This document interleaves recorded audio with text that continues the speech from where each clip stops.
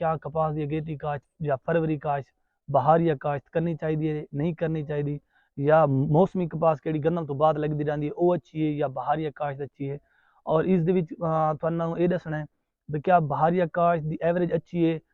یا ایوریج کتنی ہے، ان کا خرچہ کتنا ہے، اور اس دے حوالے نال اج تھوڑے نال گل بات کرنی ہے۔ بسم اللہ الرحمن الرحیم، السلام علیکم، امید کرنا سارے دوست خیریت نال ہو۔ میں ہاں نذیر رضا، تساں دے پیو یوٹیوب چینل ایگریکلچر لائف۔ تا کپاس کیڑی ہے بہت اچھی فصل ہے، اور اس دے کڑے متبادل جتنے بھی فصل ہیں وہ اس لیول دی انکم نہیں دیندے پے اج کل دے دور جتنی کپاس دے گے۔ کچھ سالاں تو پہلے پچھلے سال اگر کچھ پیچھا لگے ونجو تساں پچھلے 5-7 سال تو اس ٹائم سارے کپاس بہت اچھی تھیندی آئی، اور اس تو بعد والا کچھ بیج ناکے سن یا کیا پرابلم ہے تو گلابی سنڈی دا اٹیک زیادہ ہوندا ہے، اس دی وجہ تو سارے موسٹلی کاشتکار کڑے ہیں وہ کپاہ نن کاشت کرندے پے۔ ہن الحمدللہ اس قسم دے بیج آ گئے، انہاں دا مطلب یعنی کہڑے او پنک فری ہن کہڑے مطلب دوجے لفظاں آکھو جب گلابی سنڈی تو پاک ان گلابی سنڈی انہاں نہیں لگدی۔ پچھلے سال بھی اساں بہت اچھا تجربہ کرایا کچھ فارمر نو، تا انہاں کول کڑا اساں تجربہ کرایا ان دے وچ بالکل اساں آخری اوے تائیں آکھو جا بھئی آخری چنائی تائیں اساں چیک ون کیتی بالکل کہیں ہک ٹنڈے دے وچ کہیں گوگڑے دے وچ بھی گلابی سنڈی دا کوئی پروانہ کون آئی، اور نہ ہی کوئی کیڑا کوئی چیز کون آئی۔ او اس پچھلے سال بھی اساں تجربہ کیتا ہے کیڑی اساں فروری کاشت کرائی ہے، اس دے وچ بہت اچھی انکم ہونا چاہیے۔ اور فروری کیڑی کاشت ہے او تقریباً ساری نارمل کیڑے رقم ہیں انہاں تو 35 تو 40 من 45 من اوسط آئی ہے، اور وہ اساں والا اودی کیڑی مطلب کٹائی ہے وہ بھی اساں جلدی کار گئی ہے۔ اج تھوکو دسنا ہے فروری کاشت کیڑی ہے، جتنی بھی فروری کاشت کپاہ کاشت کرنی ہے وہ تساں فروری دے مہینے دے وچ کاشت کر گن 10-15 فروری تو بعد شروع کر دو موسم نو دیکھ کے انشاءاللہ۔ تا جتنی بھی تھوڑی کاشت ہے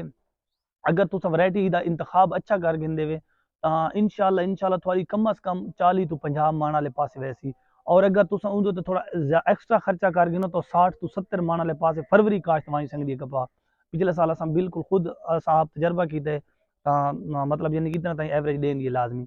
تا اس دے اوتے کیڑا تھوڑا خرچہ ہے اگر وہ تھوڑی 35 تو 40 من ایوریج آوے نا تو اس دے اوتے تھوڑا کیڑا خرچہ ہے یا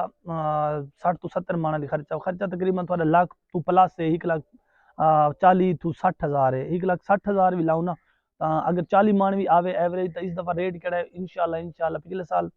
ایک رف آئیڈیا تو دینا پیا اس سال کیڑا ریٹ ہے وہ تقریباً 8 تو 9,000 روپیہ راونے انشاءاللہ۔ اس ریٹ دے مطابق تھوڑے اگر 40 من بھی کپاہ تھیندی ہے تو تھوڑی 3,60,000 دی کپاہ ہے، اندر تساں 1.5 لاکھ روپیہ خرچہ کٹ گنو 2 لاکھ روپیہ تھوڑا بچدا ہے۔ اور اگر تساں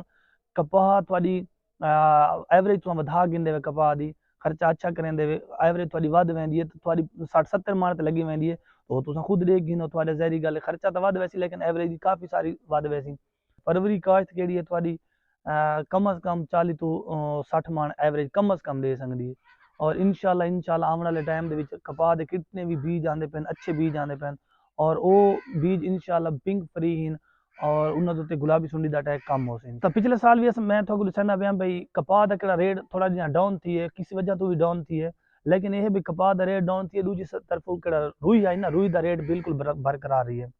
روئی دا ریٹ ہن بھی مطلب 16 تو 18,000 دے درمیان ہے، اور 16-17 دے درمیان روئی ودی آندی ہے، ٹھیک ہے۔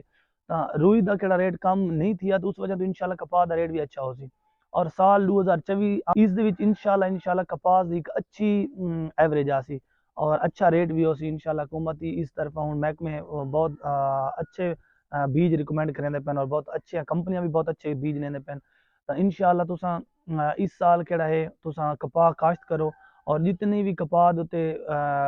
تساں خرچہ کریندے وے اس تو ڈبل تھوڑی انکم تھی سی۔ اور اس ٹائم کیڑی فروری کاشت ہے او تھوڑی اگست دے وچ ون کے ختم تھی وے یا ستمبر دے وچ،